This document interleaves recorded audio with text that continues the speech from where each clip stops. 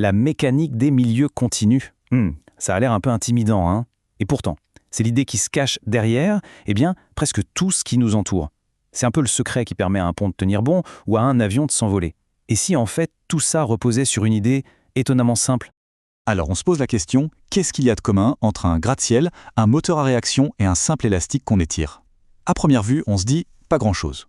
Et pourtant, ils obéissent tous, mais alors tous exactement aux mêmes lois physiques. C'est justement cette connexion un peu folle qu'on va explorer aujourd'hui. Allez, voici notre feuille de route. D'abord, on va voir l'idée générale. Ensuite, on va plonger dans ce qu'on appelle l'hypothèse du continuum. Puis, on parlera de deux concepts clés, la contrainte et la déformation. C'est ce qui se passe à l'intérieur de la matière. Après ça, on verra que chaque matériau a sa propre personnalité. Et pour finir, on verra comment tout ça, mis ensemble, nous permet de construire le monde qui nous entoure. Allez, on y va ? Voilà, on y est. L'idée qui connecte tout ça, du gratte-ciel à l'élastique, c'est la mécanique des milieux continus. En gros, c'est comme un langage universel, une sorte de grammaire qui nous permet de décrire comment n'importe quel matériau, solide, liquide, peu importe, va réagir quand on lui applique une force. Et au cœur de tout ça, il y a une idée. Mais une idée vraiment brillante, une simplification géniale. L'idée, c'est, pour comprendre comment un matériau se comporte, on n'a absolument pas besoin de suivre chaque atome un par un. Non, on va juste le considérer comme un bloc, un tout. C'est un peu comme regarder la forêt sans se soucier de chaque arbre individuellement. Parce que, soyons clairs, il y a deux manières de voir les choses. D'un côté, la vue atomique. C'est la réalité, oui. Mais c'est aussi des milliards et des milliards de particules qui bougent dans tous les sens. Un vrai cauchemar à calculer, c'est juste impossible. Et de l'autre côté, il y a la vue continue. Là, on fait comme si la matière était une pâte à modeler, lisse, sans aucun trou. C'est une approximation, bien sûr, une sorte d'astuce de physicien, mais c'est cette astuce qui rend les calculs possibles. Et voilà, c'est ça le continuum. C'est un modèle, une simplification, où l'on fait exprès d'ignorer les atomes pour ne regarder que le comportement d'ensemble. Et c'est en faisant ça, en posant cette hypothèse, qu'on débloque tout un arsenal de calculs super puissant pour prédire, avec une précision bluffante, comment un matériau va se comporter. Bon, ok, on a notre bloc de matière continu. Maintenant, que se passe-t-il si on tire dessus? Ou si on le compresse? Qu'est-ce qui se joue à l'intérieur?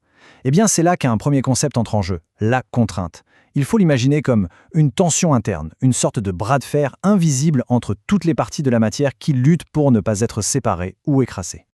L'analogie parfaite, c'est le tir à la corde. La force que les équipes exercent à chaque bout, elle se propage partout à l'intérieur de la corde, et n'est-ce pas?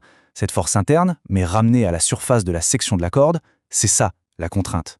Et ça explique pourquoi, pour une même force, une corde plus fine subit une contrainte beaucoup plus forte et risque plus de casser. C'est la force divisée par la surface. Alors, cette bataille interne, cette contrainte, elle ne reste pas sans conséquence, évidemment. Il y a un effet visible à l'extérieur. Et cet effet, c'est ce qu'on appelle la déformation. C'est tout bête. C'est le fait que le matériau change de forme. Il s'allonge, il se raccourcit, il se tord, bref, il se déforme. Plus précisément, la déformation, c'est une mesure du changement de forme, mais par rapport à la forme de départ.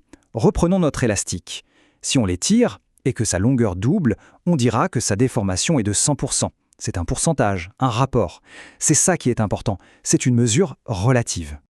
Donc, si on résume, le lien entre les deux est super logique. C'est une chaîne de cause à effet. 1. On applique une force de l'extérieur. 2. À l'intérieur, ça crée de la contrainte. Et 3. Cette contrainte interne provoque la déformation de l'objet. Force, contrainte, déformation. C'est la séquence de base, c'est inévitable. Et c'est là que ça devient vraiment intéressant.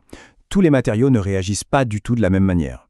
Si on applique la même contrainte à un bout de caoutchouc et un bout d'acier, le résultat sera radicalement différent. L'un va s'étirer énormément, l'autre à peine. C'est ça qui définit ce qu'on pourrait appeler leur personnalité. Et c'est exactement pour ça que l'acier se tord, alors que le verre, lui, va se briser d'un coup. Cette relation unique entre la contrainte qu'on lui impose et la déformation qui en résulte, c'est vraiment comme l'empreinte digitale d'un matériau. C'est sa signature. En termes scientifiques, on appelle ça sa loi de comportement. Et absolument chaque matériau, de l'eau à l'acier en passant par le bois, possède la sienne. C'est ce qui le rend unique. Jetons un œil à quelques exemples pour que ce soit bien clair. Prenez l'acier, il est super rigide. Il faut une contrainte monstre pour le déformer un tout petit peu. C'est pour ça qu'on fait des poutres avec. Le caoutchouc, c'est tout le contraire. Il est très élastique, il s'étire facilement, parfait pour des pneus. Le verre, lui, est fragile. Il ne se déforme quasiment pas et d'un coup, paf, il casse. Et puis il y a le miel, qui est visqueux. Il ne se déforme pas instantanément, il s'écoule lentement sous la contrainte. On a bien là 4 personnalités complètement différentes. Ok, c'est bien beau tout ça, mais concrètement, À quoi ça sert? Comment est-ce que cette idée un peu abstraite de continuum et ces concepts de contrainte et de déformation, comment est-ce qu'ils nous ont permis de bâtir le monde dans lequel on vit aujourd'hui? Eh bien, c'est là que tout prend son sens. C'est presque magique. Les règles, les équations qui permettent de prédire comment un simple élastique va s'étirer, ce sont, au fond, les mêmes qui permettent aux ingénieurs de calculer si une aile d'avion va résister aux turbulences. C'est ça qui est incroyable dans cette théorie, son universalité. Et du coup, les applications, elles sont absolument partout. En aérospatial, évidemment, pour la conception des avions. Dans le génie civil, pour être sûr que les ponts, les tunnels, les barrages tiennent le coup. Mais aussi en biomécanique, pour comprendre comment nos os se fracturent ou comment le sang circule. En géophysique, pour modéliser les plaques tectoniques et les tremblements de terre. Et même en météorologie. Tous ces domaines si différents reposent sur la même base.